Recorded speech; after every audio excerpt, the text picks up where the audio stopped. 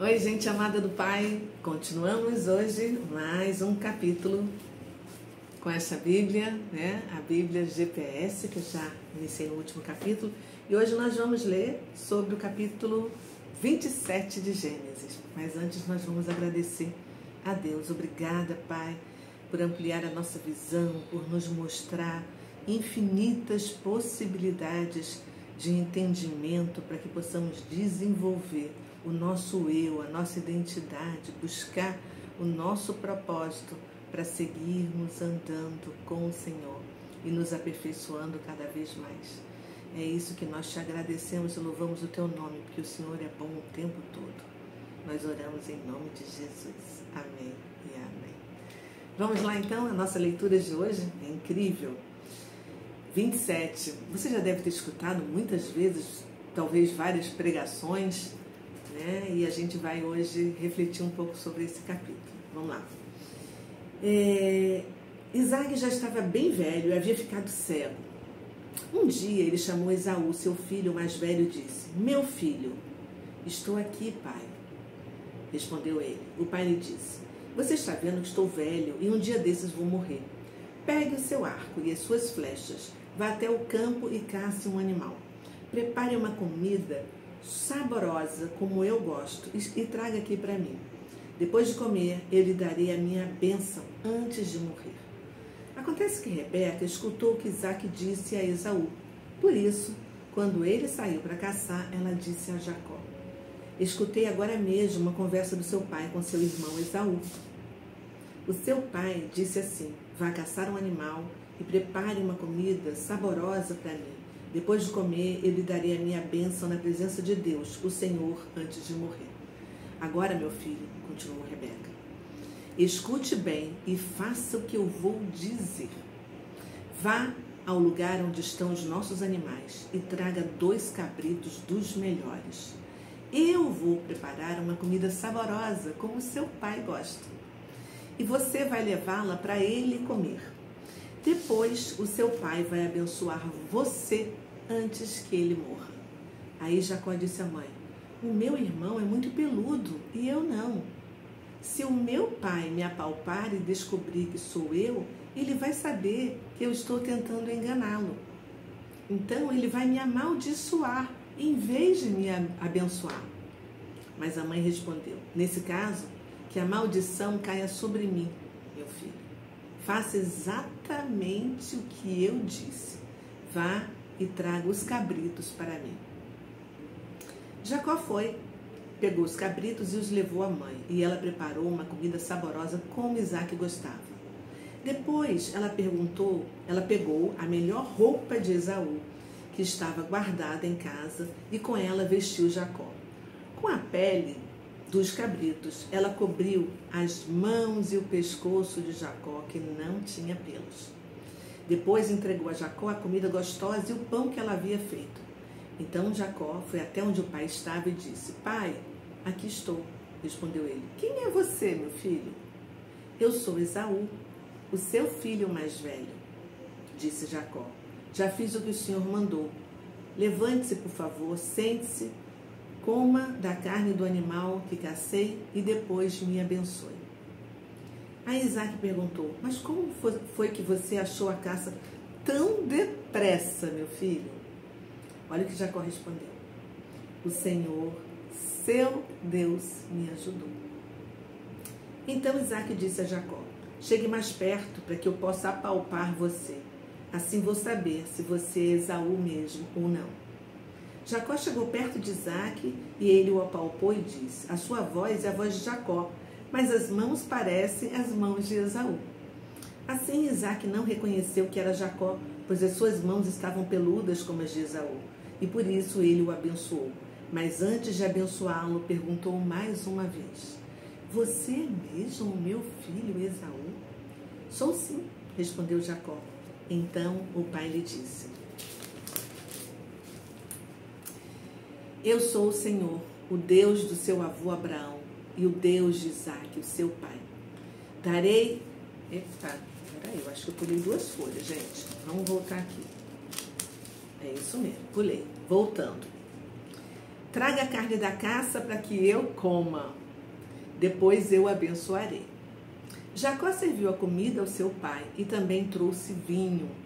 Isaque comeu e bebeu.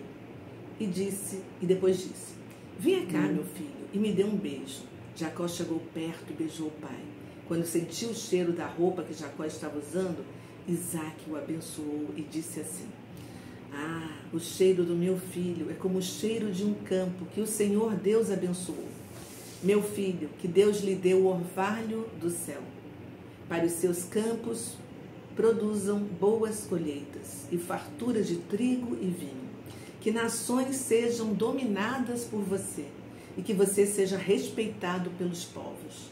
Que você mande nos seus parentes e que os descendentes da sua mãe o tratem com respeito. Malditos sejam aqueles que o amaldiçoarem e que sejam abençoados os que te abençoarem.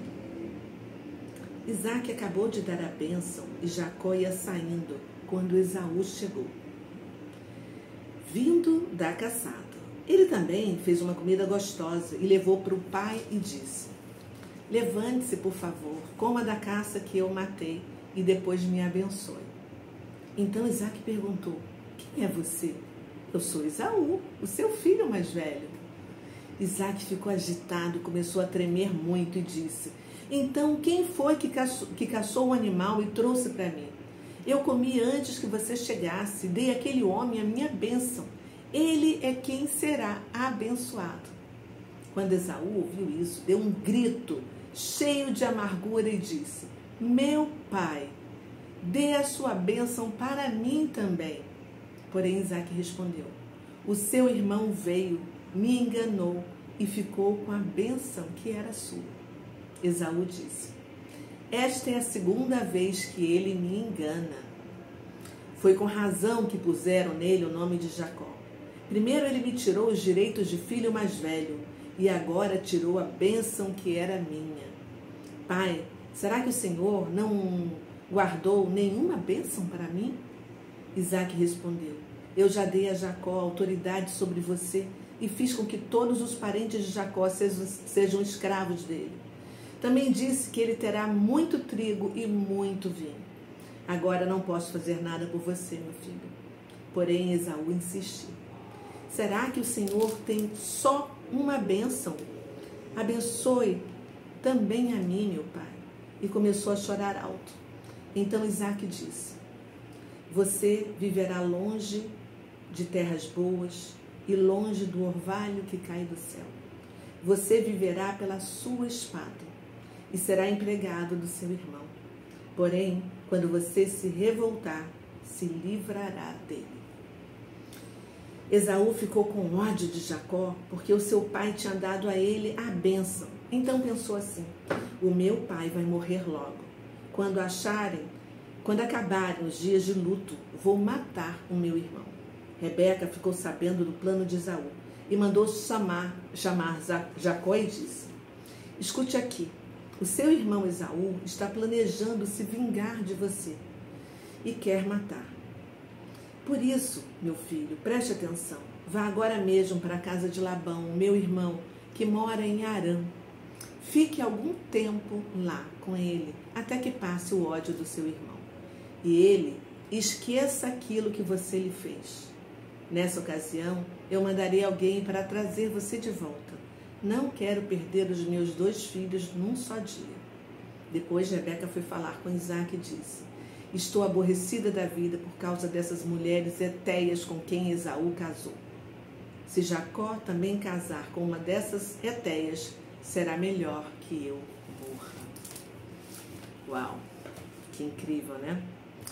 Vamos então, queridos, refletir sobre essa palavra de hoje, para a gente ter assim uma visão bem completa do que está acontecendo, tá? É um capítulo forte, né? Essa é uma história assim muito debatida por muitas pessoas. E o que a gente viu aqui? Vamos refletir um pouquinho. Na verdade, o que eu vi é que Esaú queria ter a bênção do primogênito. mas do jeito dele e sem nenhuma responsabilidade. Vocês lembram que no vídeo anterior nós conversamos que além das bênçãos existiam responsabilidades únicas? Pois é, só que Esaú só queria o benefício e aproveitar para fazer aquilo que ele queria. Ele sempre foi um homem profano e nunca valorizou a bênção, tanto é que ele vendeu a primogenitura por um prato de lentilhas. Depois ele se casou com mulheres etéias, que seus pais não queriam, de outra nação, né? A gente viu a genealogia. Isso entristeceu seus pais. E agora ele ficou decepcionado e culpando Jacó por ter perdido a bênção. Como assim? Sabe? Vamos parar para a gente refletir exatamente o que está acontecendo aqui? Quem é verdadeiramente o irmão que está enganando o outro? Eu vejo que Esaú está enganando Jacó. Porque se a gente observar atentamente, foi Esaú quem quis passar a perna em Jacó para receber a bênção que não era mais dele por direito, pois ele já havia vendido ao seu irmão. E isso ficou muito claro no vídeo passado. Se você não assistiu, por favor, né? Procura aqui embaixo, aqui na playlist, para você assistir e prosseguir com a leitura dos próximos capítulos com a gente. Porque aqui nesse capítulo, a gente pode ver assim, uma só família, 4 pessoas, o pai, a mãe e os 2 filhos, os gêmeos, totalmente desajustados e em conflito.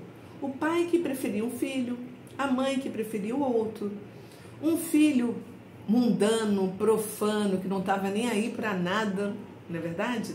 E o outro interessado na bênção de Deus e disposto a fazer qualquer coisa para obtê-la, até enganar o próprio pai. É isso que a gente percebe aqui. É um prato cheio para uma análise psicológica, né, desses 4 personagens, não é verdade? Graças a Deus, apesar de nós, o Senhor não perde o controle da história. O tempo é dele, ainda bem, não é nosso. Você lembra que Sara resolveu dar um jeitinho apresentando Agar para ser barriga de aluguel e ajudar a promessa de Deus se cumprir? Nós já vimos essa história, ela é cíclica. Agora a história nos mostra que chegou a época de Rebeca também dar um jeitinho para realizar a promessa do Senhor, que foi revelada a ela quando os 2 gêmeos ainda estavam na barriga dela. E aí o que aconteceu? Ela se sentiu responsável e tentou ajudar, porque ela já sabia do que ia acontecer, né? E ela também já sabia da venda da progenitura, que só veio confirmar a revelação que Deus confiou a ela. Isaac era muito próximo a ela. Jacó era muito próximo a ela, né? E contou para a mãe, né? Isso nos mostra a nossa realidade. Porque nós tentamos nos antecipar, porque no fundo a gente não acredita 100% na promessa do Senhor. E nós achamos que nós devemos dar uma ajudinha a Ele, quando na verdade o que a gente deveria fazer é descansar no Senhor, não é mesmo? Agora, quem faz isso? Você faz? Eu faço? Rebeca, como mãe, ela tentou garantir a promessa de Deus, a revelação de Deus e o acordo que eles fizeram em relação à primogenitura. Aí ela instruiu Jacó e disse para ele, que ficou meio receoso, né? Mas ela disse que ela assumiria todo o risco.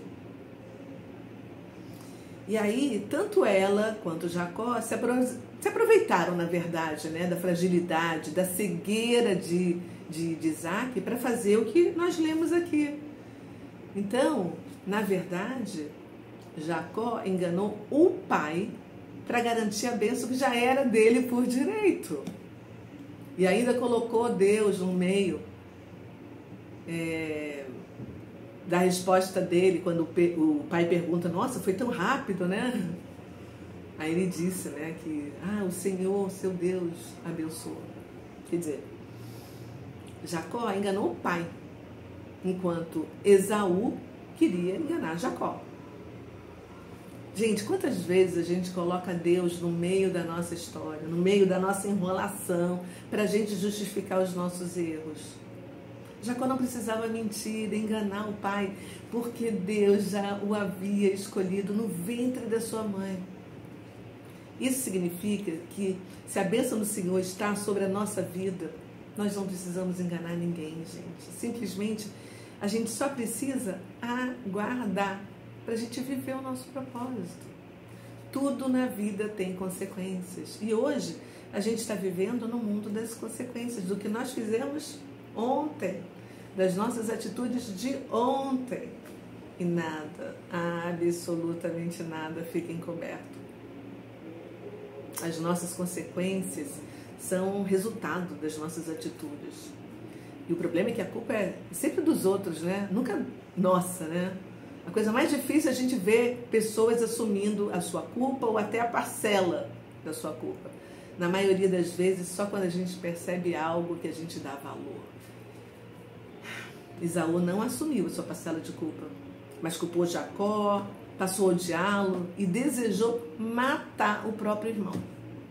E aí, quando Rebeca ficou sabendo disso, quando ela viu e percebeu a visão, a confusão que ela causou, aí ela decidiu mandar Jacó passar uns dias na casa do seu irmão Labão. Só que ela não imaginava que ela nunca mais ia ver seu filho amado. Então, gente, qual é a lição que a gente precisa tirar dessa história? Primeiro, a gente precisa identificar o que está acontecendo. Depois, entender qual é a promessa do Senhor para a gente valorizar o que Deus quer da nossa vida. Aí sim a gente pode cumprir o nosso propósito. Deus tem um plano para cada um de nós.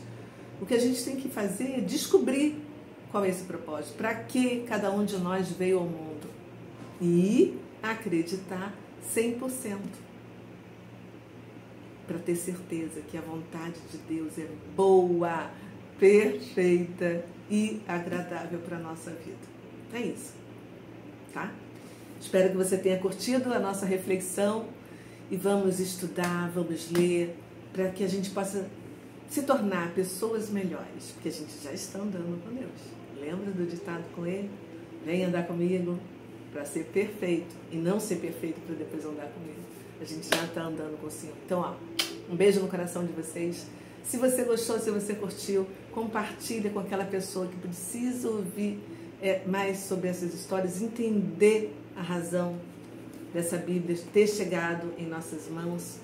Você vê que cada dia, cada capítulo a gente está lendo, buscando ler em outras Bíblias para mostrar que, independente da tradução, a palavra do Senhor é a mesma ontem, hoje e para sempre. Tá bom? Um beijo, compartilha com quem você ama. Fui, tchau!